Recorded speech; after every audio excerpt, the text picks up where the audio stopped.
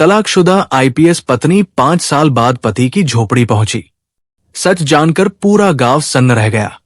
दोस्तों, दोपहर का समय था। बिहार के पटना से करीब 50 किलोमीटर दूर बसे गंगापुर गांव में रोजमर्रा की तरह जिंदगी चल रही थी। हर कोई अपने अपने काम में व्यस्त था। पूरे गांव में शांति का माहौल था। उसी शांत दोपहर में अचानक सड़क पर धूल उठी।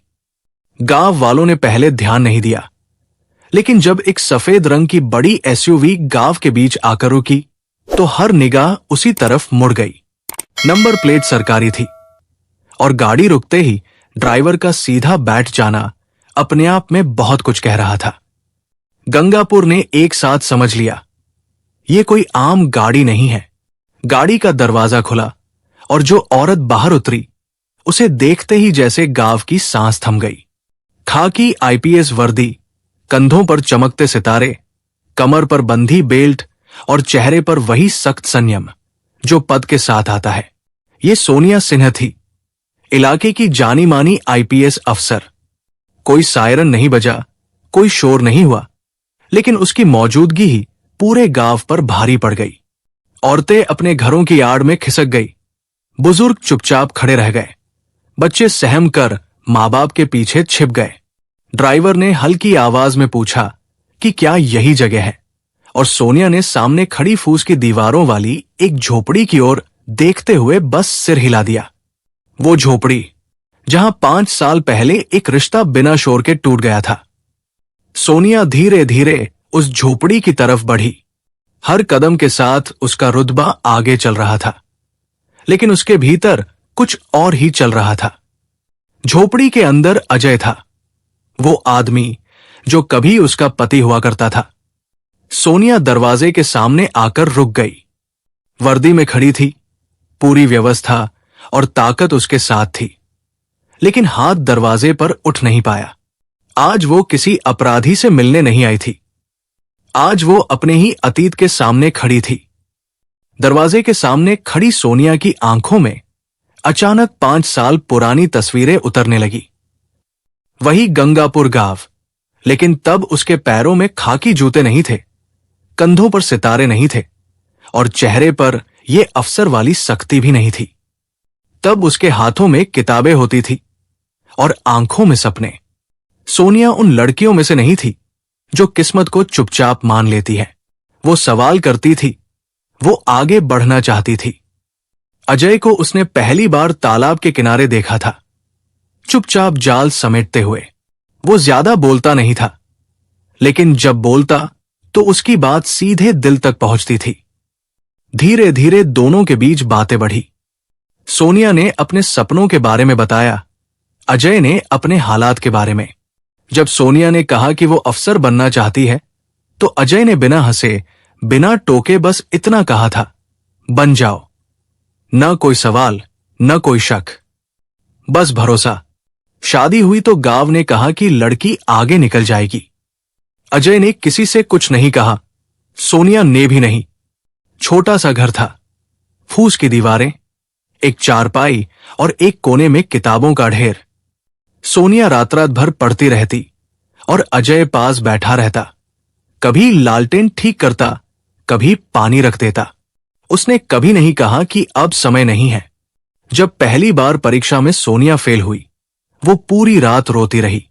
अजय ने कोई भाषण नहीं दिया, बस सुबह कहा कि आज खेत में ज्यादा काम है, शाम को पढ़ लेना। सोनिया समझ गई थी, वो उसे कमजोर नहीं बनने देगा।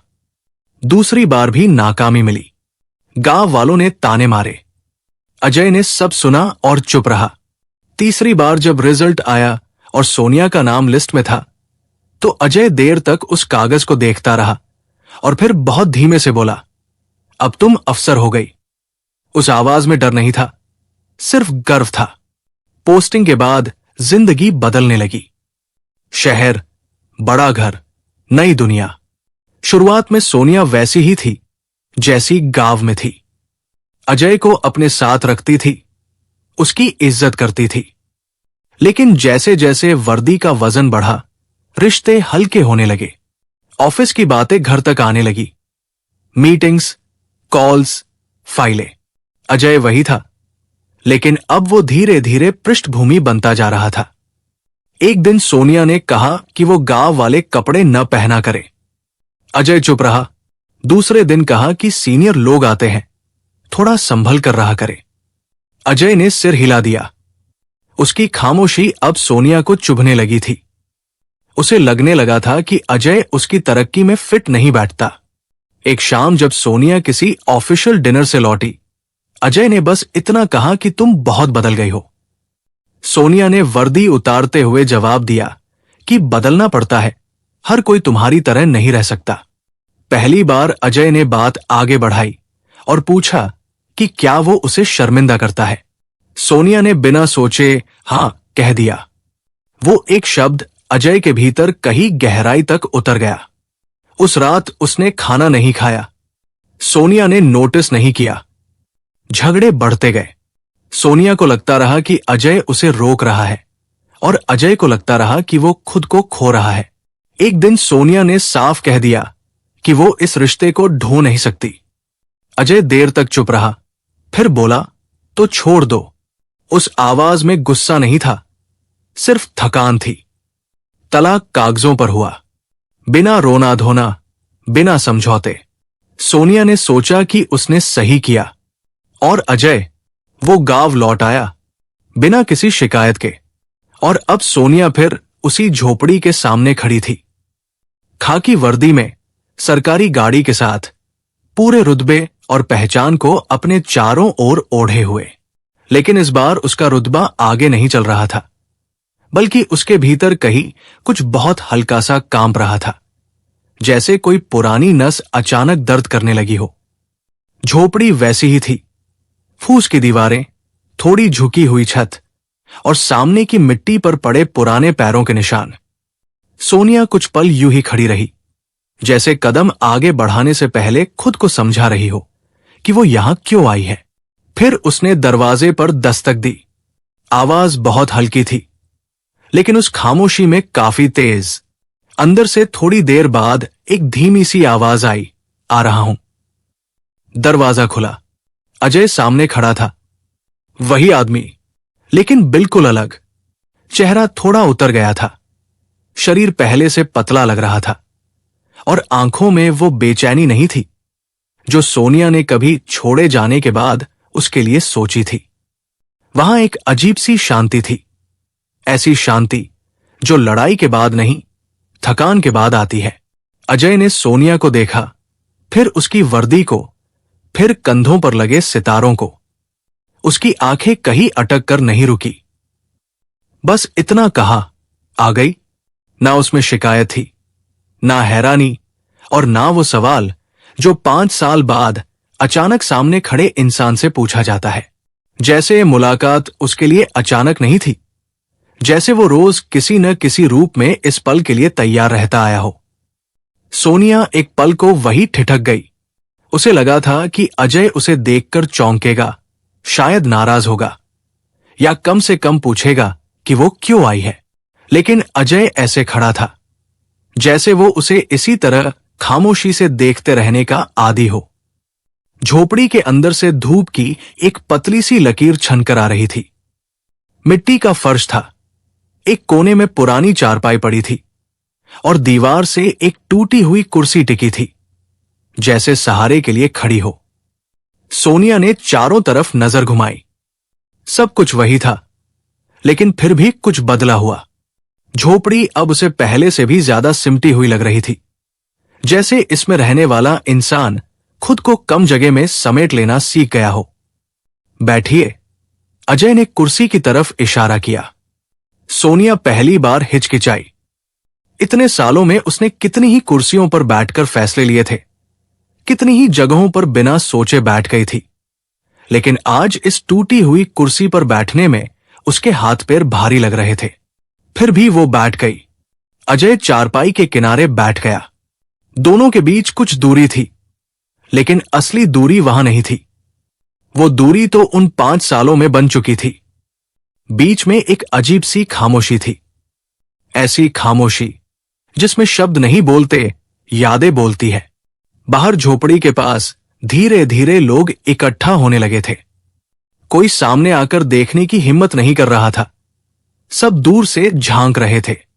खबर फैल चुकी थी, अजय की झोपड़ी पर आईपीएस मैडम आई है। लेकिन हैरानी की बात यह थी कि वहां न कोई उत्सुकता थी, न कोई शोर। बस एक भारी सी चुप्पी थी जो हवा में अटकी हुई थी। सोनिया ने महसूस किया कि ये चुप्पी सामान्य नहीं है। उसने धीरे से पूछा, सब ठीक है ना? अजय ने उसकी तरफ देखा, फिर बाहर की तरफ झांकते हुए कहा, गाव अब ज्यादा बोलता नहीं है। सोनिया उसकी बात समझ नहीं पाई, लेकिन सवाल पूछने की हिम्मत भी नहीं जुटा सकी। अजय उठा, मटके से पानी निकाला, स्टील के गिलास में भरा और उसे सोनिया की तरफ बढ़ा दिया। सोनिया ने गिलास पकड़ते वक्त उसके हाथों को देखा। वही हाथ जो कभी उसके लिए खेतों में मेहनत करते थे, अब और भी खुरदुरे हो चुके थे। उसने पानी पिया, लेकिन गला फिर भी सूखा रहा।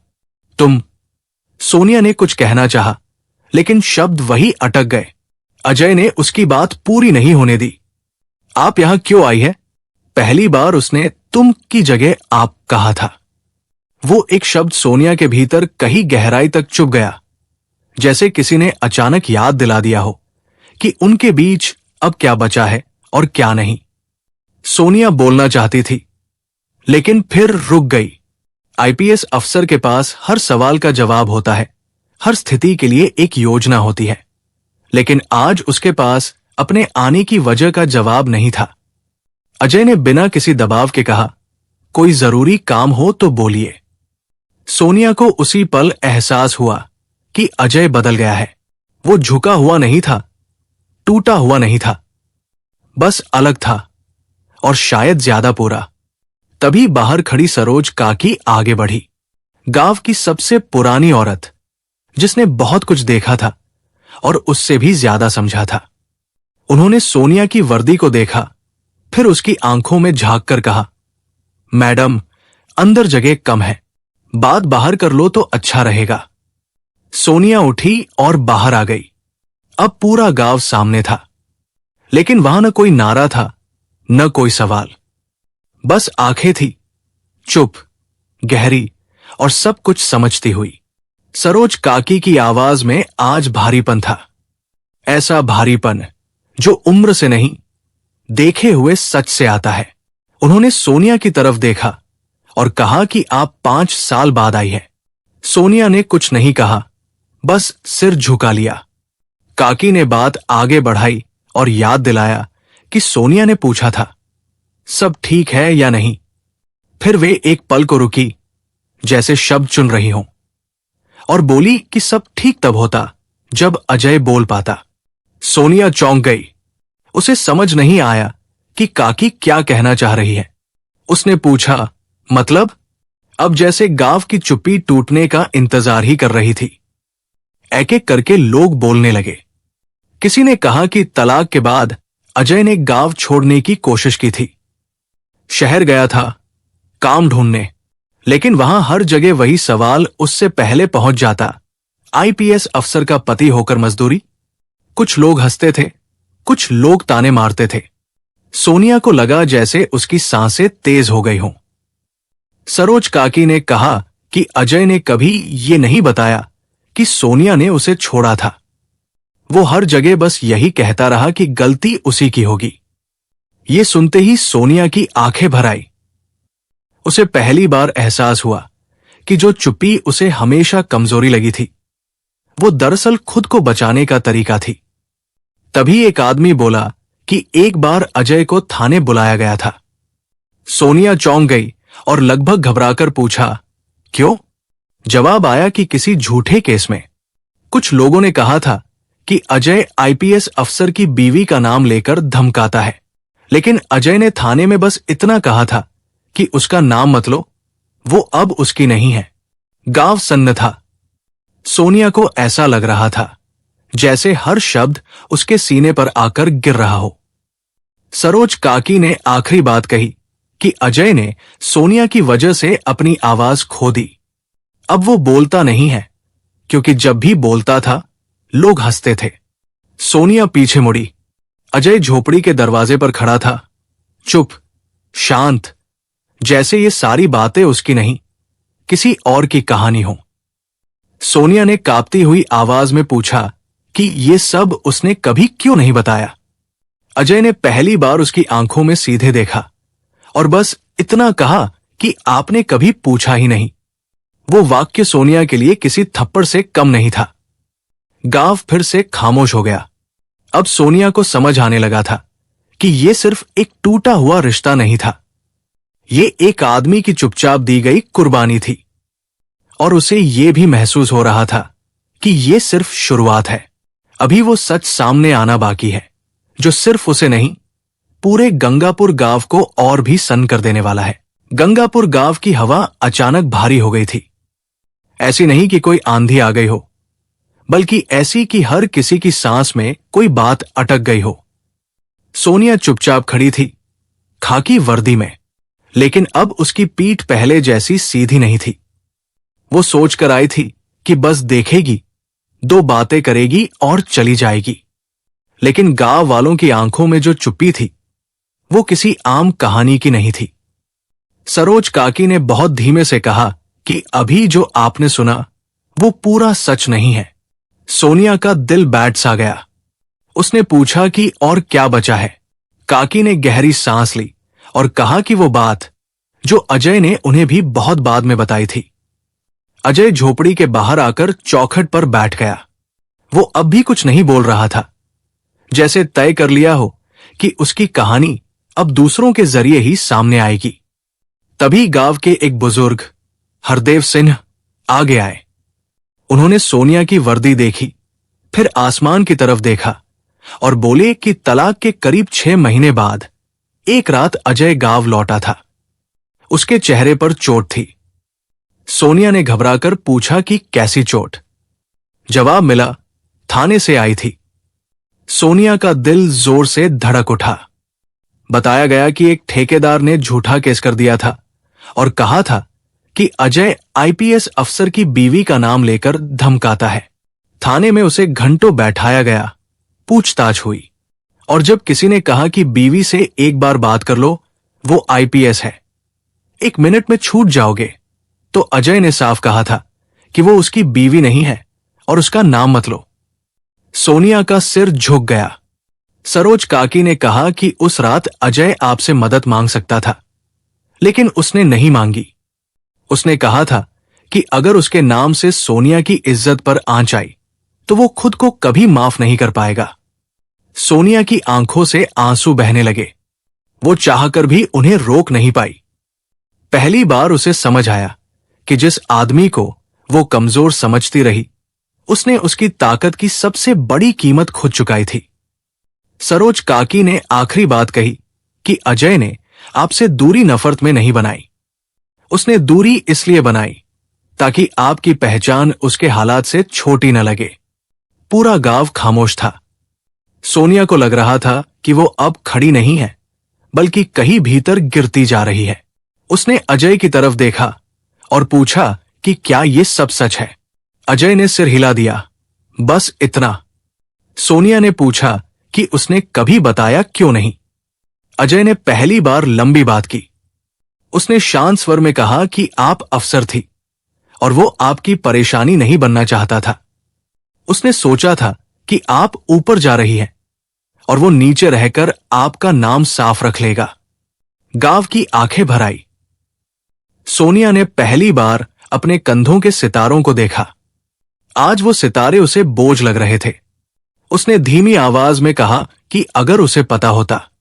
अजय ने बीच में ही रोक दिया और कहा कि अब पता चल गया है। उसके शब्दों में कोई इल्जाम नहीं था, बस एक साफ सी सीमा थी। उसी पल सोनिया को समझ आ गया कि ये कहानी अब पीछे नहीं जा सकती। जो टूट चुका है उसे जोड़ने से पहले समझना पड़ता है।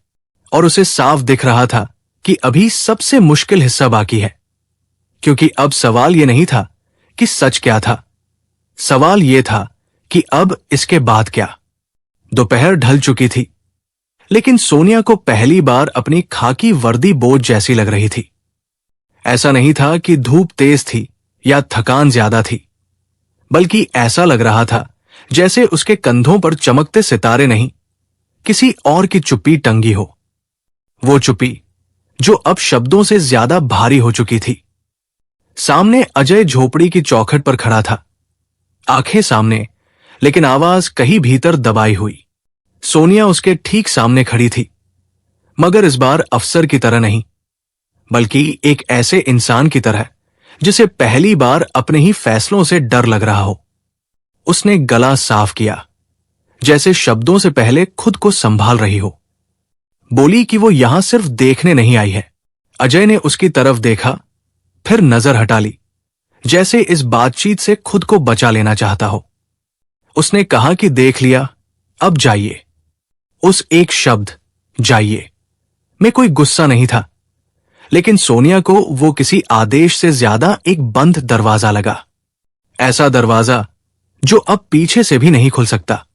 सोनिया ने कहा कि वो मदद करना चाहती है। उसकी आवाज में रुतबा नहीं था, बस एक कोशिश थी, आखिरी कोशिश। अजय के चेहरे पर हल्की सी मुस्कान आई। उसमें तंज नहीं था, बस थकान थी। उसने पूछा, मदद? सोनिया ने हां कहा और बोलते बोलते शब्दों में चीजें गिनाने लगी। घर, काम, इलाज, जो भी चाहिए। तभी अजय ने पहली बार हाथ उठाकर उसे रोका। बस उस एक शब्द के साथ गांव की हवा जैसे ठहर गई। उसने जानबूझकर उसे मैडम कहा। बोला कि आप बहुत बड़ी अफसर हैं, आपके पास सब कुछ है, लेकिन जो आप देने आई है वो मेरे पास पहले से था। सोनिया को समझ नहीं आया कि वो क्या कहना चाह रहा है। उसने पूछा, क्या? अजय ने बिना आवाज ऊंची किए कहा, इज्जत।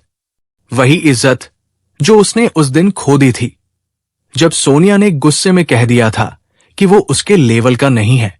वो वाक्य सोनिया को उसी शाम में ले गया जब उसने वो बात कही थी, और अजय बिना कुछ बोले चुप रह गया था। सोनिया एक कदम आगे बढ़ी और कहा कि वो माफी मांगने आई है। अजय ने सिर झुका लिया। बोला कि माफी बहुत बड़ी चीज होती है, लेकिन उससे सब वापस नहीं आता। सोनिया की नजर गांव की तरफ चली गई। सरोज काकी, हरदेव सिंह और कई जाने पहचाने चेहरे वही खड़े थे, चुप, देखते हुए। सोनिया ने हिम्मत जुटाई और कहा कि अगर वो चाहे तो अजय के लिए सब आसान कर सकती है। ये कहते ही उसे खुद एहसास हो गया कि वो फिर वही कर रही है जिससे अजय हमेशा दूर भागता रहा है। अजय ने शांति से कहा कि यही तो फर्क है, आप कर सकती हैं कहती है, और मैं चाहता हूं, सुनना चाहता हूं। सोनिया की आंखें भर आई। उसने कहा कि वो चाहती है कि अजय ठीक रहे। अजय ने उसकी तरफ देखा, सीधे, बिना झुके, लंबी नजर से, फिर कहा कि वो ठीक है। बस सोनिया को यह समझने में देर हो गई।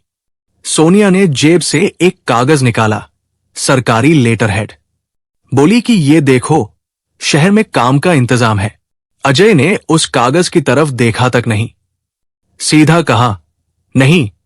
सोनिया की आवाज टूट गई। उसने पूछा, क्यों?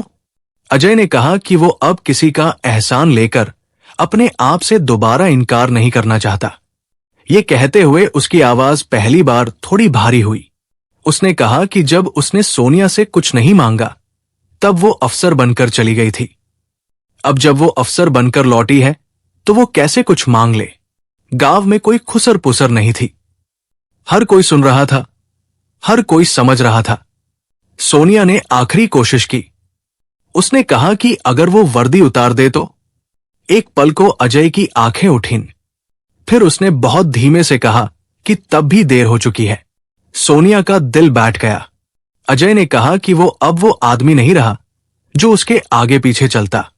वो यहां है क्योंकि यही उसकी जगह है। सोनिया ने पूछा कि उसकी जगह क्या है। अजय ने कहा कि उसकी जगह बहुत ऊपर है, इतनी ऊपर कि जब वो यहां आई तो सब हिल गया। उसकी आवाज में कोई शिकायत नहीं थी, बस सच्चाई थी। सरोज काकी आगे आई और बोली कि अजय ने सोनिया को कभी रोका नहीं, आज वो खुद को रोक रहा है। उसी पल सोनिया समझ गई कि ये लड़ाई अब बाहर की नहीं रही, ये लड़ाई उसके अंदर की है। उसने अजय की तरफ देखा और पूछा कि क्या वो कुछ दिन यहां रुक सकती है। अजय ने सिर हिलाया और कहा कि गांव मेहमानों के लिए खुला है, लेकिन झोपड़ी नहीं। वो वाक्य किसी फैसले से ज्यादा एक हद थी, एक ऐसी रेखा जिसके पार अब कुछ नहीं था। शाम उतरने लगी थी। सरकारी गाड़ी वही खड़ी थी। ड्राइवर दूर खड़ा इंतजार कर रहा था। सोनिया ने एक कदम पीछे लिया, फिर दूसरा। अजय चौखट पर खड़ा रहा, न उसे रोका न देखा। सोनिया ने आखिरी बार कहा कि अगर कभी जरूरत पड़े। अजय ने उसकी बात पूरी नहीं होने दी। बोला कि जरूरत पड़ती है तो आदमी खुद उठ खड़ा होता है। सोनिया की आंखों से आंसू बह निकले। वो पलट गई। गांव अब भी चुप था, लेकिन इस बार वो चुप्पी अलग थी, सम्मान की चुप्पी। गाड़ी में बैठते हुए सोनिया ने महसूस किया कि आज उसने किसी केस में हार नहीं मानी, लेकिन जिंदगी में पहली बार हार स्वीकार की है। और उसे ये भी समझ आ गया कि कहानी यही खत्म नहीं हुई। कुछ फैसले तुरंत असर नहीं दिखाते, वो जिंदगी भर चुभते हैं। सरकारी एसयूवी धीरे धीरे गंगापुर गांव से बाहर निकलने लगी। धूल की पतली परत पीछे छूटती जा रही थी। ड्राइवर ने साइड मिरर में देखा और हल्की सी हिम्मत करके बोला, मैडम। सोनिया ने कोई जवाब नहीं दिया। वो खिड़की से बाहर देख रही थी। गांव पीछे छूट रहा था, लेकिन उसकी आंखों के सामने से वो झोपड़ी हट ही नहीं रही थी। वही फूस की दीवारें, वही चौखट और उस चौखट पर खड़ा एक आदमी जो कभी उसकी जिंदगी हुआ करता था और अब उसकी सबसे बड़ी हार बन चुका था। अजय वही खड़ा रहा। उसने गाड़ी को जाते हुए नहीं देखा। वो जानता था कि अगर देख लिया तो शायद वो फैसला डगमगा जाएगा, जिसे उसने बड़ी मुश्किल से अपने भीतर मजबूत किया था। उसने खुद से बहुत बार पूछा था, क्या मैं गलत कर रहा हूं? लेकिन हर बार जवाब एक ही मिला, गलत तब था जब मैं चुपचाप खुद को छोटा मानता रहा। आज पहली बार उसने खुद को छोटा नहीं होने दिया था। गांव में कोई जश्न नहीं था, कोई चर्चा नहीं थी, बस एक अजीब सी शांति थी जो शोर से ज्यादा बोल रही थी। सरोज काकी अजय के पास आई और भारी आवाज में बोली कि बेटा, तूने सही किया। अजय ने सिर झुका लिया। बोला कि सही गलत नहीं पता काकी, बस इतना जानता हूं कि अगर आज झुक गया तो खुद को कभी देख नहीं पाऊंगा। हरदेव सिंह ने कहा कि आज तू गरीब रहा, लेकिन छोटा नहीं रहा। अजय ने कुछ नहीं कहा। वो झोपड़ी के अंदर चला गया, चारपाई पर बैठा और दीवार की तरफ देखने लगा। वही दीवार जिस पर कभी सोनिया के सपने टंगे हुआ करते थे। अब वहां सिर्फ सन्नाटा था, लेकिन यह सन्नाटा कमजोरी का नहीं था, यह सन्नाटा आत्मसम्मान का था। उधर गाड़ी शहर की तरफ बढ़ रही थी। सोनिया अब आईपीएस अफसर जैसी नहीं लग रही थी। वो बस एक ऐसी औरत लग रही थी जिसके पास सब कुछ था, पद, पहचान, ताकत, सिवाय उस इंसान के जिसने उसे ये सब बनने दिया था। ड्राइवर ने फिर पूछा कि सीधे गेस्ट हाउस चले? सोनिया ने सिर हिलाया। हां, लेकिन उसकी आवाज में वो सख्ती नहीं थी जिससे लोग डर जाते थे। रात हो गई। गेस्ट हाउस के कमरे में सोनिया अकेली बैठी थी। वर्दी कुर्सी पर टंगी थी। सितारे हल्की रोशनी में चमक रहे थे। वो देर तक उन्हें देखती रही। उसे याद आया जब अजय ने कहा था कि अब देर हो चुकी है। वो फिर से खुद से इनकार नहीं कर सकता। वो वाक्य अब उसके लिए सजा बन चुका था। ऐसी सजा जिसमें कोई जेल नहीं थी, लेकिन हर रात कैद थी। अगले दिन ऑफिस में सब कुछ सामान्य था। फाइलें थी, मीटिंग्स थी, सलाम थे। एक जूनियर अफसर ने कहा कि कल का इंस्पेक्शन बहुत सख्त था। सोनिया ने सिर हिलाया और कहा, ठीक है। सब कुछ वही था, लेकिन कुछ भी पहले जैसा नहीं था। अब जब कोई उसे मैडम कहता तो उसे अजय का आप याद आ जाता। अब जब कोई उसके फैसलों की तारीफ करता तो उसे वो दिन याद आता जब उसने एक इंसान को अपने लेवल का नहीं समझा था। महीने बीत गए। सोनिया का ट्रांसफर हो गया। नई जगह, नई जिम्मेदारियां, पद बढ़ा, नाम और बड़ा हुआ। लेकिन रातें और लंबी हो गई। हर बार जब वो शीशे में खुद को देखती, उसे वर्दी नहीं दिखती थी। उसे वो औरत दिखती थी जो अगर समय पर रुक जाती तो शायद आज अकेली न होती। और अजय अजय वही रहा। झोपड़ी वही, काम वही, जिंदगी साधारण। लेकिन गांव में अब लोग उसे सिर झुकाकर देखते थे। कोई नहीं कहता था आईपीएस अफसर का पति। सब कहते थे वो आदमी जिसने अफसर के सामने भी खुद को नहीं बेचा। अजय ने कभी सोनिया की मदद नहीं ली, कभी उसके नाम का सहारा नहीं लिया। वो जानता था कि अगर इज्जत उधार की हो तो आत्मा कर्ज में चली जाती है। एक दिन गांव में खबर आई कि मैडम ने बड़ा ऑपरेशन किया है। लोग बोले कि बहुत बड़ी अफसर है। अजय ने सुना और चुप रहा। उसने कभी बद्दुआ नहीं दी, कभी शिकायत नहीं की। उसके लिए सोनिया अब एक बीता हुआ अध्याय थी, जिससे सीख मिली थी, लेकिन जिसे दोबारा पढ़ना जरूरी नहीं था। कई साल बाद सोनिया एक कॉन्फ्रेंस में थी। स्टेज पर बैठी थी, तालियां बज रही थी। लेकिन अचानक उसे लगा कि वो तालियां उसके लिए नहीं, उस फैसले के लिए बज रही है जो उसने कभी लिया ही नहीं। उसने आंखें बंद कर ली और पहली बार खुले मंच पर नहीं, खुद के अंदर टूट गई। एक आदमी ने अपना आत्मसम्मान बचा लिया। एक औरत ने पद, प्रतिष्ठा और ताकत बचा ली।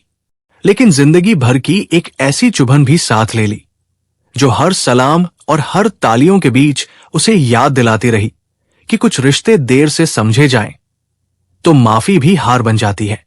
और यही वजह थी कि उस दिन गंगापुर गांव सन्न नहीं हुआ था, वो इतिहास बन गया था।